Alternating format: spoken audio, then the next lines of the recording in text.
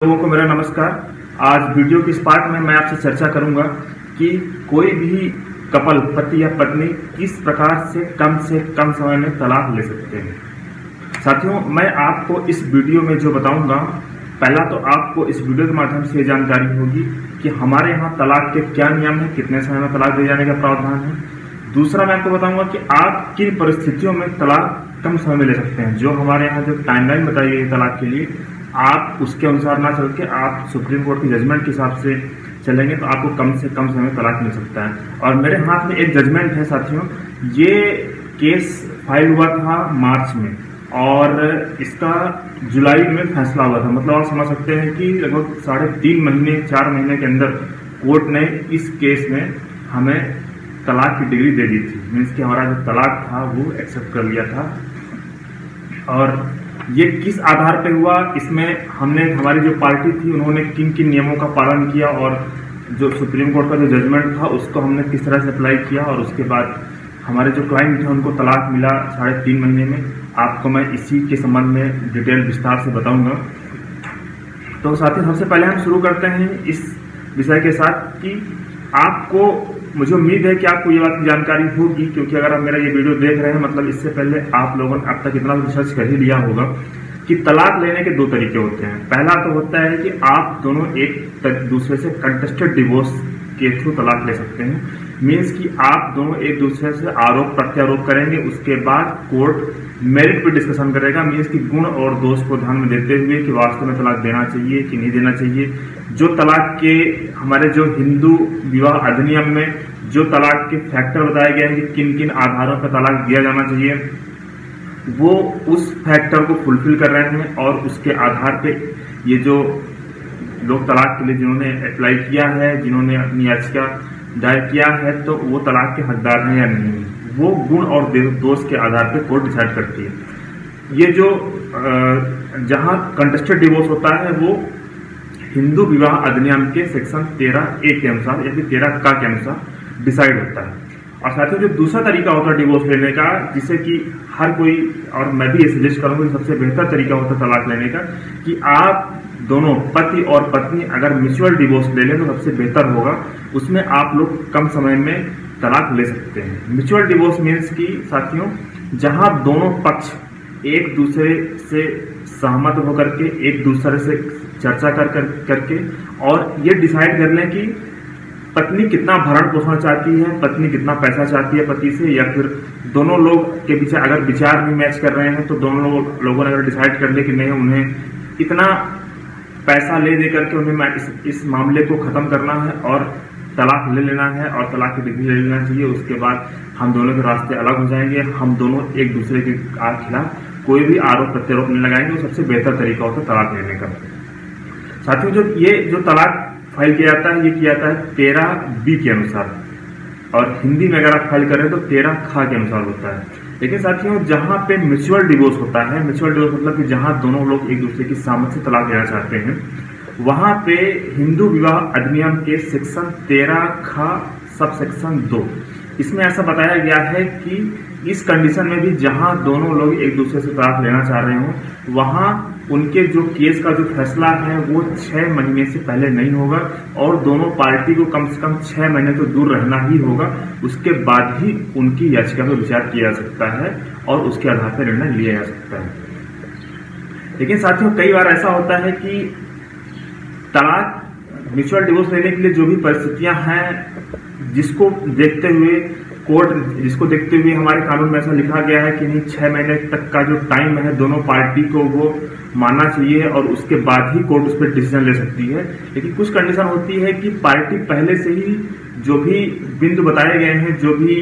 बातें बताई गई हैं हमारे कानून में, उन पार्टी उनको पहले से ही फॉलो कर रही है। किस प्रकार से फॉलो कर रही है? जैसे कि हमारे कानून में बताया गया है कि दोनों पार्टियों को लगभग 1.5 साल से अलग रहना चाहिए। वो लोग दोनों पहले से 1.5 साल से अलग रह रहे हैं। दोनों के बीच पहले से ही समझौता हो चुका है, लोगों ने समझौता करा दिया है। अब उनके बीच कोई गुंजाइश नहीं बची है उनके साथ रहने की, तो वो भी उसका पालन भी हो रहा है। दोनों लोगों ने आपस में विचार विमर्श कर लिया है। अब उनके बीच में उन लोगों को ऐसा समझ में आ रहा है कि नहीं, अब वो लोग आपस में नहीं, साथ में नहीं रह सकते हैं और उनके पास केवल एक आखिरी विकल्प है तलाक। तो इस प्रकार से जो परिस्थितियां बताई गई हैं, और उसके बाद जो आखिरी जो ऑप्शन होता है साथियों की, जहां दोनों पक्ष ही फैसला कर लेते हैं कि नहीं हमें इस चीज की जरूरत है, हमें इतने पैसे की जरूरत है, या फिर हमें इतने इसकी प्लॉट की प्रॉपर्टी, या फिर जिस भी चीज की डिमांड एक दूसरे जो करते हैं, और अगर वो दोनों एक दूसरे को सेटिस्फाई कर देते हैं उस डिमांड के आधार पे, वहां मुझे लगता नहीं कि, और यही बात कोर्ट को भी लगता है कि जहां इन बातों को जो भी कोर्ट इसमें बताया गया हमारे कानून में, जहां इनका पालन हो चुका है, फिर से उनको 6 महीने तक और टाइम उनको देना और उनसे बोलना कि आप 6 महीने का इंतजार और करिए, एक प्रकार से उनकी तकलीफ को, उनकी पीड़ा को और बढ़ाता है। तो कुछ परिस्थितियां हैं साथियों, उसमें सुप्रीम कोर्ट का जजमेंट है, 2017 का जजमेंट है, और ये वेल नोन कह सकते हैं, ये लैंडमार्क जजमेंट है, जिसके की आधार पर बहुत सारे केसों में लगभग 2 या 3 महीने में तलाक दे दिया जाता है। और मैंने आपको जो बताया कि जो मेरे हाथ में जो फैसला है, इस केस में भी यही हुआ था कि इस केस में भी हमने इसी जजमेंट का हवाला दिया कि दोनों पार्टियों के लिए जो कंडीशन रिक्वायर होती है हमारे कानून के हिसाब से, वो पहले ही फुलफिल कर रही है, इसलिए उनके कष्ट को, उनकी तकलीफ को और ना बढ़ाया जाए। और उसके बाद हो सकता है साथियों कि कई बार कुछ कंडीशन ऐसी होती है कि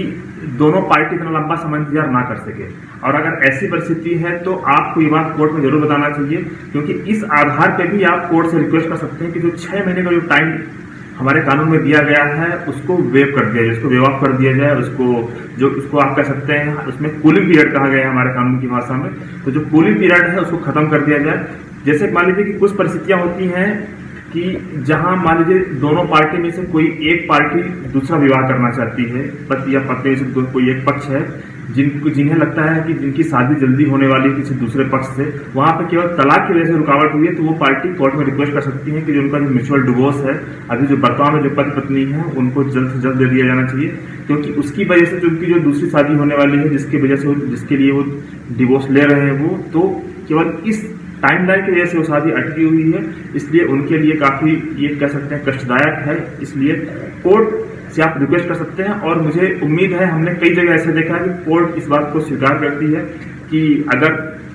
पक्षकारों को अनावश्यक तकलीफ हो रही है केवल इस 6 महीने की टाइमलाइन की वजह से, तो वहां पे इसको बेवाक कर देना चाहिए, वहां पे इसको माफ कर दिया जाना चाहिए।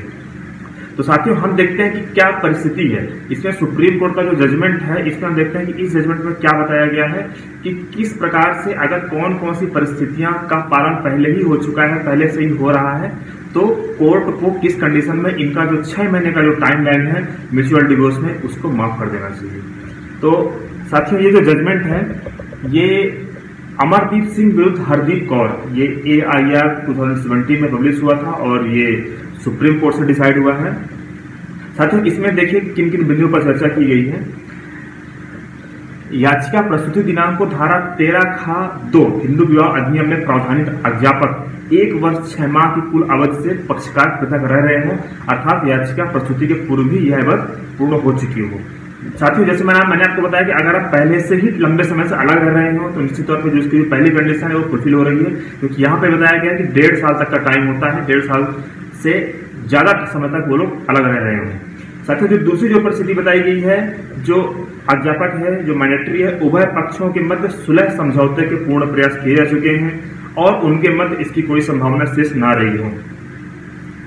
तीसरा है साथियों, उभय पक्षों ने भरण पोषण, संरक्षितता एवं अन्य समस्त विधियों पर वास्तविक विनिश्चय कर लिया हो। साथियों, मैंने जैसा आपको बताया कि दोनों पार्टी ने पहले से डिसाइड कर लिया कि किसको कितना पैसा चाहिए, या फिर प्रॉपर्टी चाहिए, या फिर अन्य कोई जिस चीज की डिमांड कर रही है और दूसरी पार्टी ने उसको फुलफिल कर दिया हो, तो फिर उस ये जो कंडीशन है फुलफिल हो रही है। और जो आखिरी है साथियों कि 6 महीने के अतिरिक्त अवधि ऊपर उभय पक्षों की पीड़ा को और बढ़ाएगी। जैसा कि हमने आपको बताया कि अगर ये जो टाइम लाइन है अगर आपके लिए कष्टदायक है, और अगर आप इसकी वजह से अगर कोई दूसरा काम सफल हो रहा है, तो निश्चित रूप से कोर्ट को उस कंडीशन में कोर्ट से आप मांग कर सकते हैं, कोर्ट से आप निवेदन कर सकते हैं कि आपका जो कूलिंग पीरियड है वो समाप्त किया जाए, और कोर्ट आपका जो एप्लीकेशन वो स्वीकार कर लेगी, और मुझे लगता है कि 3 से 4 महीनों में आपका ये जो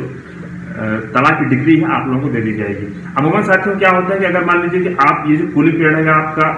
मान लीजिए कि आप इसको बेवक्त नहीं कराते हैं, इसको माफ नहीं कराते हैं, तो उस कंडीशन में म्यूचुअल डिवोर्स में भी लगभग 1 साल का टाइम लग जाता है। उसकी वजह क्या होती है